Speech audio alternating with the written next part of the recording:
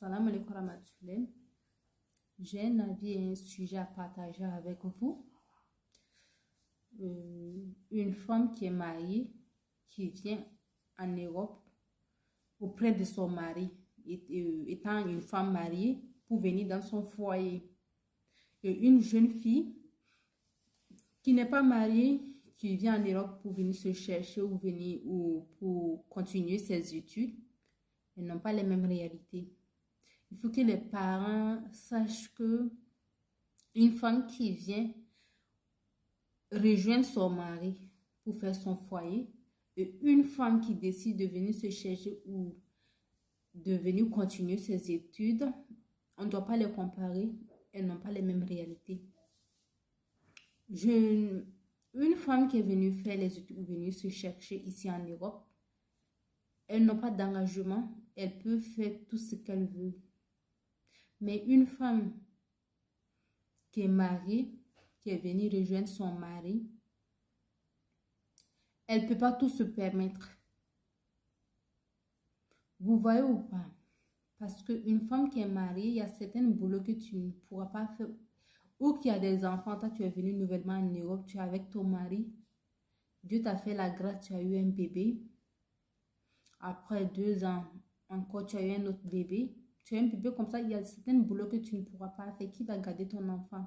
Parfois, pour avoir les places en crèche, c'est compliqué. Pour travailler en temps plein, souvent c'est compliqué. Pour t'intégrer, souvent c'est compliqué. Mais une femme qui n'a pas de responsabilité, elle est toute seule ici, elle fait ses études ou elle fait son travail. Elle est comme un homme ici, elle peut faire tout ce qu'elle veut. Il faut que les parents sachent que ce n'est pas parce que celle-là, elle est venue ici en Europe, que l'autre aussi, elle est en Europe, qu'elles ont les mêmes réalités, non? L'autre, elle est mariée, elle a des enfants. L'autre, elle est célibataire, elle n'a pas d'engagement. Elle n'a qu'elle-même. Elle peut faire tout ce qu'elle veut. Elle peut travailler la nuit, elle peut travailler la journée. Elle sort quand elle veut, elle rentre quand elle veut. Mais une femme mariée, tu as un mari, tu as des enfants. Vous n'avez pas les mêmes réalités. Donc, les parents, arrêtez de comparer les situations. Arrêtez de dire, ça fait 5 ans, ça fait 4 ans, tu es en Europe, tu ne fais rien. Les réalités ne sont pas les mêmes. Au contraire, appelez vos enfants, demandez-les si ça va.